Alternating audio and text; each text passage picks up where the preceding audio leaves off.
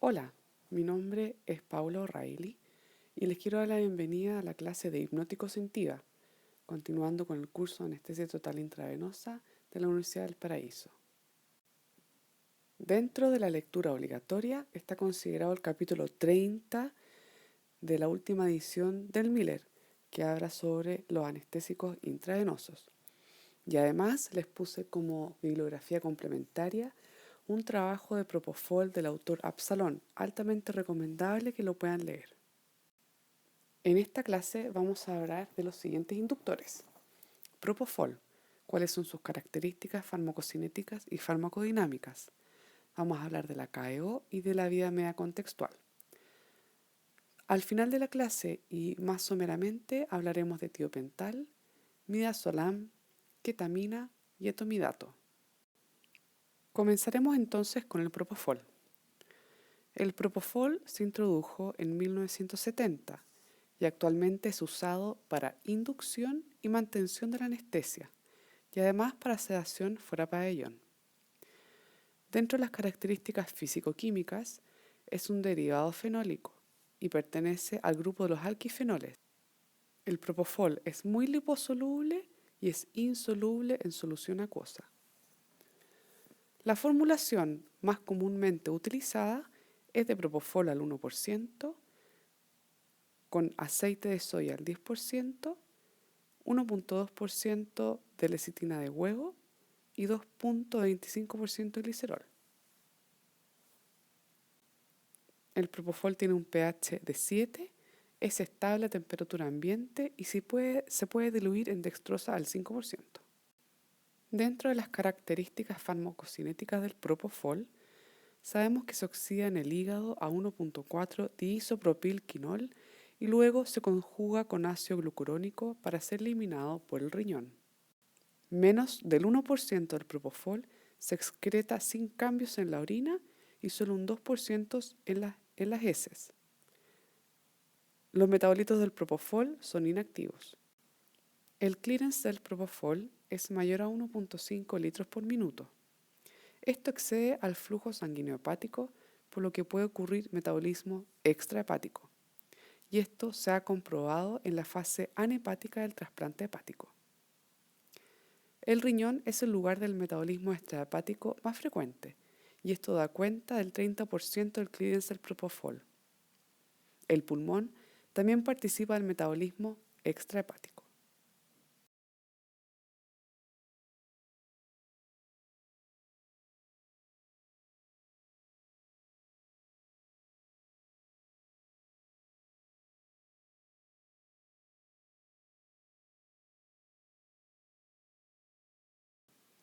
En el gráfico a mano derecha se observa la concentración plasmática de Propofol después de un bolo de 2 miligramos por kilo en el tiempo. Ustedes ven que en el eje de las Y está la concentración plasmática Propofol en microgramos por ml. Y en el eje de las X ven el tiempo en minutos. Entonces, después del bolo endovenoso Propofol, se produce un pic plasmático elevado que llega aproximadamente a 7 nanogramos por ml y luego cae rápidamente porque se distribuye a los tejidos.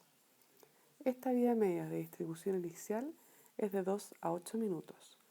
Luego, la vía media de distribución más tardía es de 30 a 70 minutos. La vía media de eliminación del Propofol es de 4 a 23.5 horas. Y la vía media contextual en una infusión de 8 horas es de 40 minutos.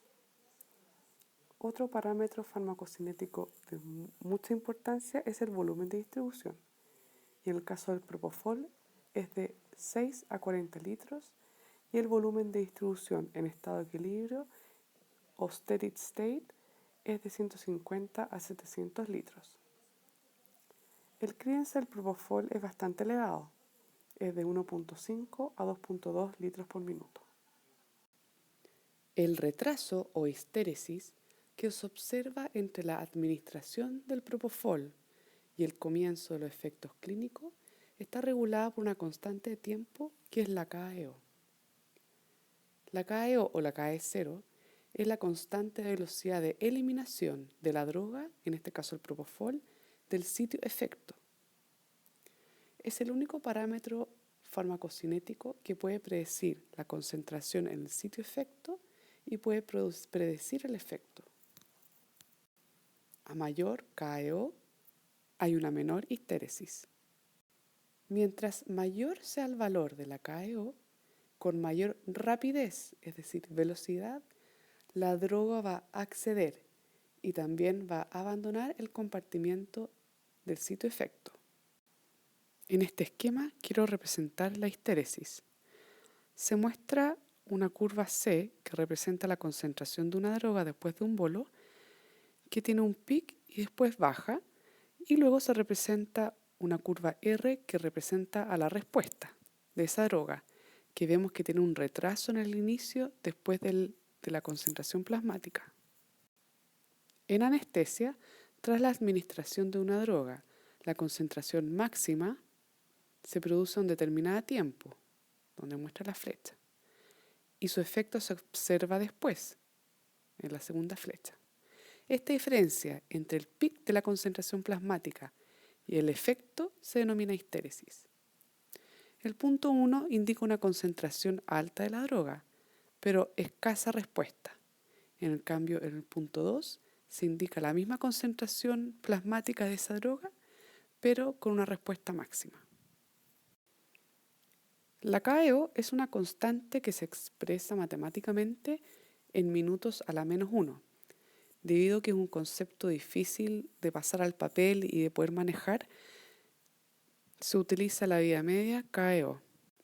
La fórmula de la vida media KEO es el logaritmo de 2 por 0.693 partido en la KEO, y todo esto hace de que la expresión de la vida media sea en minutos. La vida media KEO es el tiempo necesario para que la concentración en el sitio efecto alcance el 50% de la concentración plasmática. En anestesia nos interesan los inductores con una KEO elevada, ya que obtendremos un inicio rápido de su efecto, y al ser la vida media KEO pequeño, en poco tiempo de infusión se alcanza el equilibrio del plasma sitio efecto. La KEO del propofol basado en la supresión de la actividad de electroencefalograma es de aproximadamente 0.3 minutos, a la -1. Y la vida media KEO entre la concentración plasmática y el efecto en el electroencefalograma es alrededor de 2,5 minutos. En esta diapositiva vemos un gráfico donde comparamos la vida media KEO de diferentes inductores. Llama la atención el del midazolam, en que la vida media KEO es de 4.8 minutos, por lo que necesita mayor tiempo en alcanzar el equilibrio. Ahora, en lo práctico, ¿en qué influye la KEO? No debemos olvidar que la KEO es un parámetro que se utiliza cuando modelamos a sitio efecto. Bueno, la KEO influye en el tiempo de equilibrio predicho y en la masa de droga administrada. En el gráfico que vemos se muestra una simulación de TCI o Target Control Infusion para propofol usando el modelo MARCH a sitio efecto. Y aquí se ve el efecto de diferentes KEO del modelo. Cuando utilizo una KEO chica, es decir, de 0.26, el tiempo de equilibrio predicho es mayor que si uso una KEO de 1.2. Con la KEO de 0.26, el tiempo de equilibrio está alrededor de los 5 minutos. En cambio, cuando el modelo usó una KEO de 1.2, el tiempo de equilibrio predicho entre la concentración plasmática en rojo línea delgada y la concentración del sitio efecto en verde se asemeja al tiempo de efecto peak, alrededor de los 100 segundos. Y esta última KEO predice de mejor manera lo que se observa con el propofol en los estudios de farmacocinética y farmacodinamia. El T-peak o tiempo al efecto peak del propofol es de 90 a 100 segundos. Este es el tiempo entre la administración de un bolo y el efecto clínico máximo, y es independiente de la dosis del bolo. Al graficarlo, El TPIC se observa cuando se cruzan las líneas de las curvas de la concentración plasmática de propofol con la concentración del sitio efecto. Esta diapositiva es para recalcar el comportamiento del propofol cuando se administra en bolo. Un pic plasmático alto que cae rápidamente y luego vemos que la concentración del sitio efecto aumenta para después bajar. En cambio, el propofol en la infusión tiene otro comportamiento. Si se administra a una velocidad constante, requiere de mucho tiempo para alcanzar el equilibrio. Y aquí en el gráfico podemos observar que para alcanzar alrededor del 60% del equilibrio entre la concentración plasmática y el sitio efecto, se demora alrededor de 30 minutos el propofol en infusión. En TCI buscamos un efecto similar al usado con los gases en anestesia general. Queremos sobredosificar el plasma para obtener una concentración esperada en el sitio efecto con un bolo, en este caso de propofol. ¿Cuáles son los factores que alteran la farmacocinética del propofol? La edad. Tanto para el efecto en electroencefalograma como hemodinámico, las personas mayores tienen mayor sensibilidad dependiente de la dosis. En cambio, los niños tienen un volumen de compartimiento central mayor en un 50% y además un clearance mayor en un 25%. Esto explica que necesiten dosis mayores y esto es principalmente en los menores de 3 años. Las enfermedades preexistentes. La enfermedad hepática se relaciona con un estado de equilibrio y un volumen de distribución mayor. La depuración no cambia, pero la eliminación se prolonga levemente. Con la enfermedad renal, la cinética del propofol no se altera. El género. Las mujeres tienen un mayor volumen de distribución y un clearance mayor. Sin embargo, la vida media de eliminación es similar para ambos sexos. Y finalmente, el peso. Bueno, ahora vamos a hablar de la farmacodinámica del propofol. Dentro de los efectos del sistema nervioso central, la acción hipnótica del propofol está mediada por la unión al receptor GABA-A, mediante la unión a la subunidad beta, y con esto se incrementa la corriente de cloro a través del receptor y se inhibe los potenciales de acción. ¿Cuáles son los efectos en el sistema nervioso central? Produce una disminución de la presión intracerebral en un 30%. También disminuye la demanda metabólica de oxígeno y el flujo sanguíneo cerebral. Además, disminuye en un 10% la presión de perfusión cerebral. Se conserva la reactividad cerebral al CO2 y la autorregulación. Tiene un efecto antiemético a través de la disminución de la serotonina en el área postrema. La sensación de bienestar en los pacientes tratados con propofol se vincula al aumento de concentración de dopamina en el núcleo accumbens. El propofol produce sedación y amnesia en dosis subhipnóticas.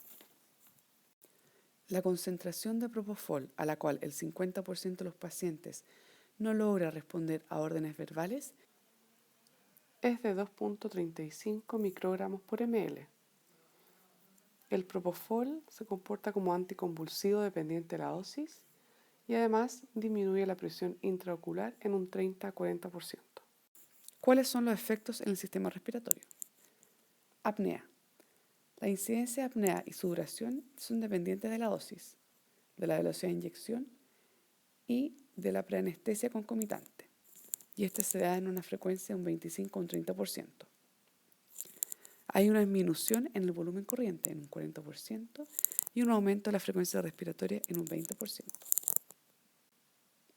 ¿Cuáles son los efectos del propofol en el sistema cardiovascular?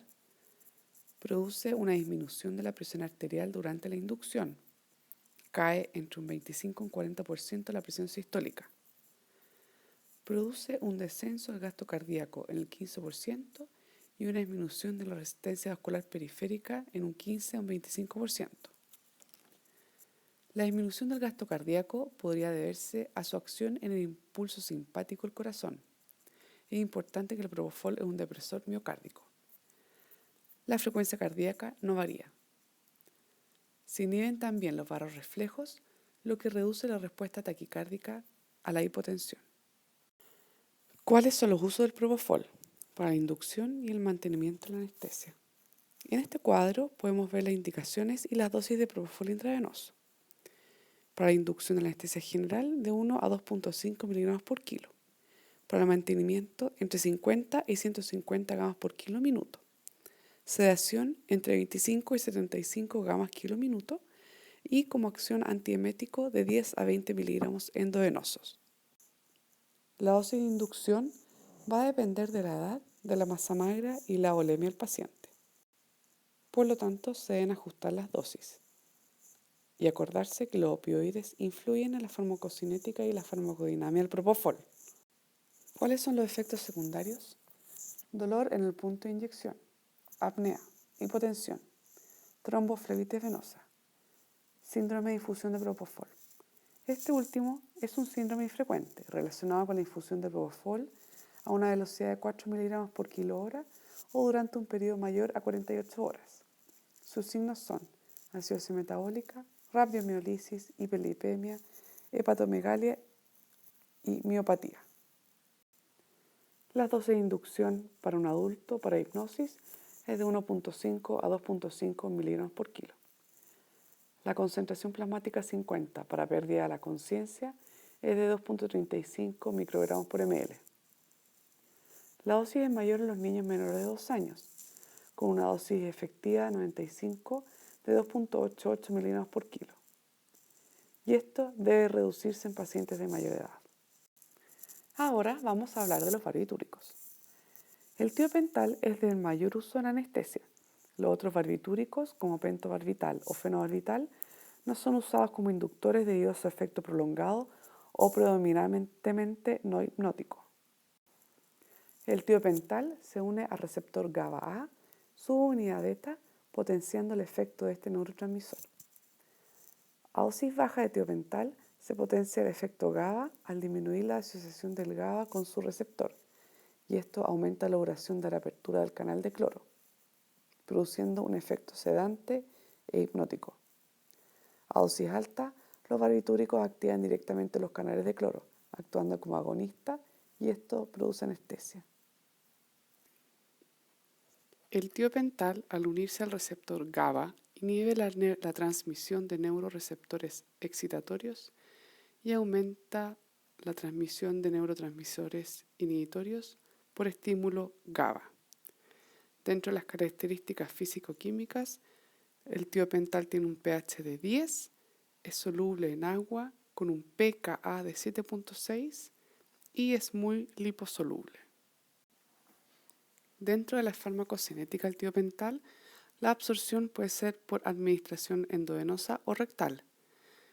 De la distribución, es importante saber que el tiopental se redistribuye rápidamente desde el compartimento central. Un bolo único tiene un rápido efecto de acción y una relativa corta duración. La caída de la concentración plasmática es por redistribución. Y eso es lo que se puede observar en el gráfico de más abajo, en línea verde. Se observa el porcentaje de la dosis que va cayendo rápidamente en el plasma. Cuando se administran dosis repetidas de tiopental, el final del efecto va a depender de la metabolización. El tiopental tiene un gran volumen de distribución. Esto explica el riesgo de acumulación por grandes dosis. Efectos en el sistema nervioso central. Produce una depresión del sistema nervioso central, pérdida de conciencia, amnesias y narcosis en 30 a 45 segundos. Produce vasoconstricción cerebral, cae el flujo sanguíneo cerebral y la presión intracraneana.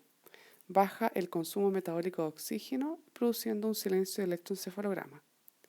A nivel cardiovascular es un vasodilatador venoso, disminuye el retorno venoso y produce hipotensión. Tiene un efecto vagolítico y tiene el barro reflejo conservado. Por lo tanto, aumenta la frecuencia cardíaca refleja a la vasodilatación. El gasto cardíaco y la resistencia vascular sistémica en general se mantienen. A nivel respiratorio, disminuye la respuesta ventilatoria, produce hipercapnia e hipoxia. Disminuye el volumen corriente y la frecuencia respiratoria. Produce broncoconstricción. Esto puede ser por estímulo colinérgico, por liberación de histamina o acción directa sobre el músculo liso. A nivel renal, disminuye la filtración glomerular y el flujo sanguíneo renal. A nivel hepático, estimula la inducción de la enzima sintetasa del ácido aminolevulínico y esto produce aumento de porfirinas. La dosis de inducción es de 3 a 4 miligramos por kilo. No produce excitación, ni tos y poco laringoespasmo. Vamos a hablar de las benzodiazepinas. Las más relevantes en anestesia son diazepam, lorazepam, midazolam y su antagonista específico es el flumazenil. Afectan el efecto inhibitorio de varios neurotransmisores al unirse al receptor GABA-A, subunidad alfa y gamma. Tienen propiedades ansiolíticas sedativas y de amnesia anterógrada. Las tres son moléculas relativamente pequeñas y solubles en lípidos a pH fisiológico. Diazepam y lorazepam son insolubles en agua. Causan dolor a la inyección y venoirritación. Y el midazolam es soluble en agua, con una mínima irritación, pudiéndose usar endovenoso o intramuscular. El anillo imidazol del midazolam es el responsable de su estabilidad en la solución y de un rápido metabolismo. La gran lipofilicidad de estas tres drogas da cuenta de su efecto rápido en el sistema nervioso central, así como de su gran volumen de distribución. El midazolam tiene un volumen de distribución grande, con una elevada metabolización. Tiene una vida media de eliminación de 2 horas. Forma metabolitos activos, pero poco potentes. Sin embargo, cuando se dan por periodos prolongados, se pueden acumular. Se excreta en gran medida por el riñón y en pacientes con insuficiencia renal puede producir una sedación profunda. El midazolam es una benzodiazepina de corta duración. El inicio de acción es a los 2 a 3 minutos. El término de la acción es por redistribución desde el sistema nervioso central a los tejidos. Esta droga se afecta por la obesidad, la que prolonga la vida media, no porque cambie la depuración hepática, sino porque se encuentra aumentado el volumen de distribución y la droga tarda más tiempo en volver al plasma. No tiene efecto analgésico, pero sí propiedades hipnóticas, sedativas, ansiolíticas, anticonvulsionantes, amnésicas y de relajante muscular de acción central. A nivel del sistema nervioso central, disminuye el flujo sanguíneo cerebral, la presión intracerebral y el consumo metabólico de oxígeno. Aumenta el umbral de inicio de convulsiones inducidas por anestésicos locales. A nivel respiratorio, produce una depresión respiratoria central dependiente de la dosis. Disminuye la frecuencia respiratoria. Produce apnea. A nivel cardiovascular, tiene una leve reducción de la presión arterial, del gasto cardíaco, de la resistencia vascular sistémica, con un leve aumento de la frecuencia cardíaca. La dosis para inducción va de 0,05 a 0,15 miligramos por kilo y para sedación se recomiendan bolos de 0,5 a 1 miligramo titulables según el efecto. El etomidato es un derivado imidazólico. Presenta gran estabilidad hemodinámica, una mínima presión respiratoria, protección cerebral y rápida recuperación después de una dosis. El mecanismo de acción inhibe la formación reticular, mimetizando efectos de GABA. Actúa a nivel del sistema GABA con un mecanismo similar al del propofol. Para el efecto hipnótico son importantes las subunidades beta 2 y beta 3 del receptor GABA. Como vemos en la foto del costado, el receptor GABA tiene distintos sitios de unión para los diferentes inductores. Los efectos desinhibitorios están en las zonas que controlan la actividad motora extrapiramidal, produciendo mioclonías. El efecto principal del etomidato es producir hipnosis y no tiene actividad analgésica. La farmacocinética del etomidato se ajusta a un modelo tricompartimental. Tiene una absorción endovenosa exclusiva. Dentro de la distribución, tiene un rápido inicio de acción y una redistribución rápida también. Esto es porque tiene un volumen de distribución grande. una liposolubilidad alta, también una alta unión a proteínas y una gran fracción no ionizada. El metabolismo del etomidato es hepático y por hidrólisis de esterasas plasmáticas. Tiene metabolitos inactivos, por el riñón un 85% y en la bilis un 13%. Solo un 2% se excreta sin modificar. La recuperación tras múltiples dosis también suele ser rápida con el etomidato. Tiene excreción renal. El 75% está unido a proteínas, por lo tanto, en enfermedades renales o hepáticas que alteren las proteínas séricas, se va a modificar la fracción libre y puede aumentar su efecto. La vía media de eliminación es relativamente corta y el rápido clearance o aclaramiento lo hacen apropiado para administración como dosis única, como una infusión continua. En edades avanzadas hay un menor volumen de distribución y un clearance más lento. La dosis de inducción es de 0,2 a 0,6 miligramos por kilo. Esta debe disminuir si se usan opiáceos, benzodiazepinas o barbitúricos. Efectos en el sistema nervioso central. Disminuye el flujo sanguíneo cerebral, el consumo metabólico de oxígeno y la presión intracerebral. La presión intracerebral desciende en un 50% y la presión de perfusión cerebral aumenta o se mantiene igual debido a que no hay alteración de la presión arterial media. Tiene actividad epileptiforme.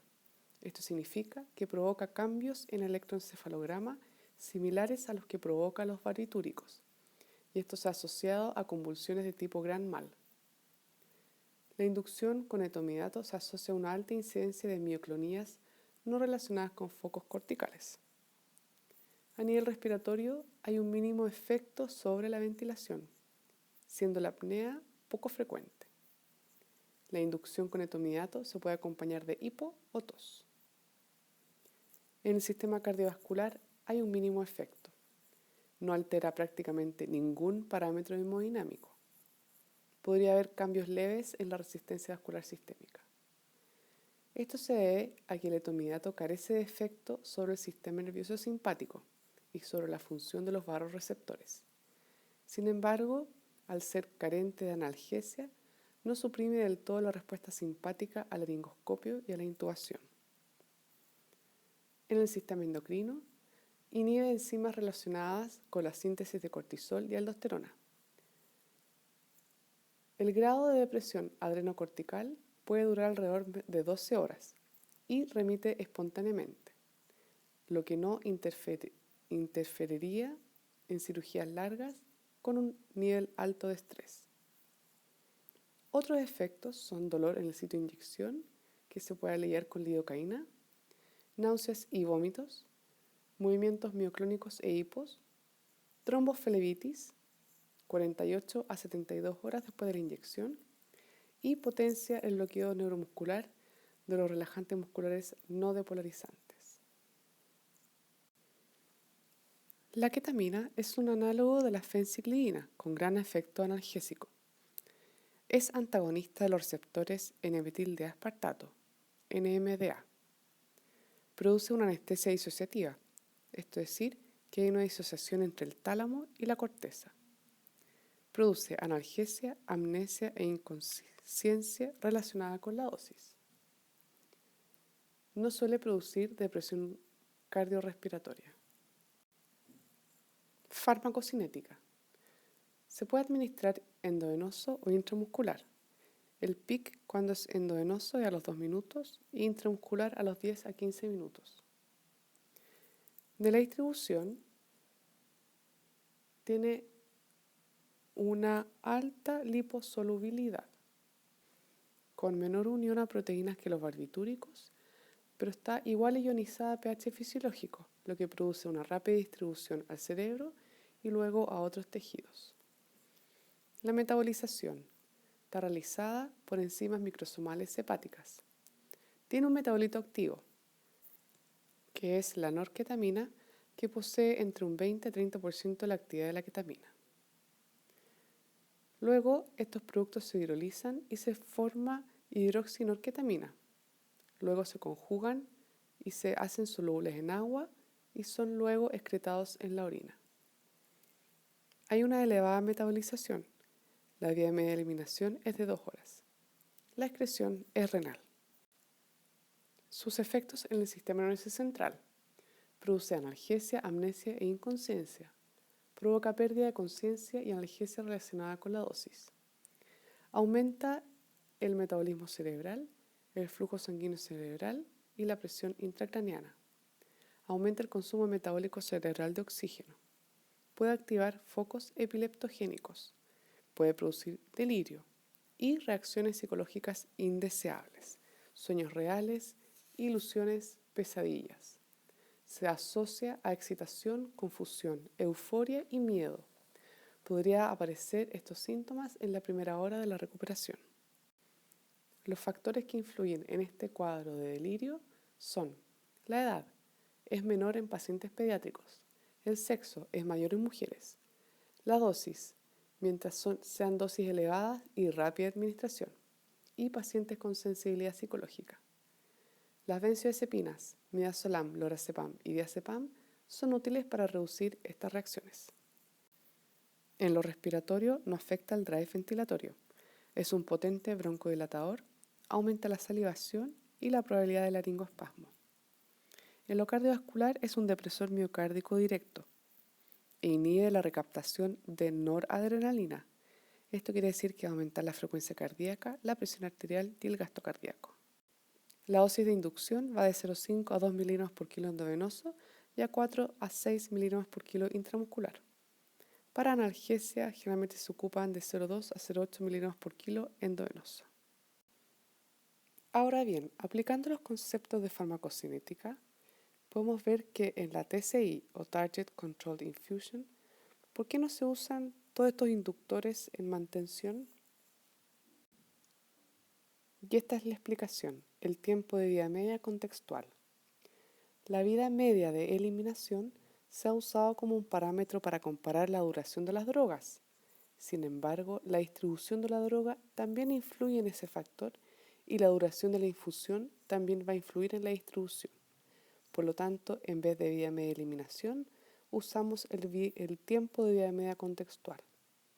Esto está definido como el tiempo requerido para que la concentración plasmática de una droga caiga en un 50% luego de una infusión y luego de que haya mantenido concentraciones constantes. Esto es muy importante. El término contextual se refiere a la duración de la infusión. El tiempo decremental sensible a contexto especifica el compartimiento y el porcentaje de disminución de la concentración a ese nivel. Es muy importante determinar dónde es el tiempo de vida media contextual, si es plasma y sitio efecto. Y es muy importante también ver la duración de la infusión al definir este concepto. Quiero que se fijen en el gráfico de la diapositiva. Para no confundirse, cuando se grafican la vida media contextual, ustedes van a encontrar en ambos ejes tiempo. En este caso, ustedes se fijan en el eje de las X, está la duración de la infusión en horas, y en el eje de la Y, los minutos de la vida media contextual. Analicemos la vida media contextual del propofol, que está dibujada en línea amarilla. Por ejemplo, para una infusión de 8 horas, la concentración plasmática para que caiga a la mitad van a pasar 40 minutos. Es decir, si yo tengo durante 8 horas una infusión de propofol a una concentración plasmática de 5, para que yo a los 8 horas corto esa infusión, para que esa concentración plasmática de 5 caiga a la mitad, o sea, 2,5 microgramos por ml, van a pasar 40 minutos. Viéndolo con una duración más pequeña, por ejemplo, de 1 hora, es alrededor de 10 minutos. Entonces, en una infusión de 1 hora de propofol, yo corto esa infusión a la hora, se va a demorar alrededor de 10 minutos en caer esa concentración plasmática a la mitad. Ven ustedes ahí la curva del tiopental. Esta es la explicación por qué uno no da infusiones ni TIVA de tiopental. Ustedes ven en línea verde cómo el tiopental aumenta rápidamente su vía media contextual con las infusiones de 1, 2 o 3 horas. Si uno diera una infusión de tiopental, a la hora de infusión y al cortar esa infusión, uno se demoraría alrededor de 75 minutos en disminuir la concentración a la mitad, por lo que no es un fármaco a utilizar en mantención de la anestesia. En esta diapositiva tenemos el tiempo decremental 80%. Esto significa que después de una infusión de ciertos minutos, al cortar esa infusión, ¿cuánto tiempo se demora la droga en bajar un 80% su concentración plasmática? Y podemos ver la gran diferencia que hay entre el propofol y el tiopental. Bueno, y finalmente la última diapositiva, lo que debo aprender. La farmacocinética del propofol, el concepto de la KEO y la vía media sensible al contexto o decremental 50%. Espero que les haya gustado la clase. Cualquier duda, no tarden en escribir en el foro. Muchas gracias.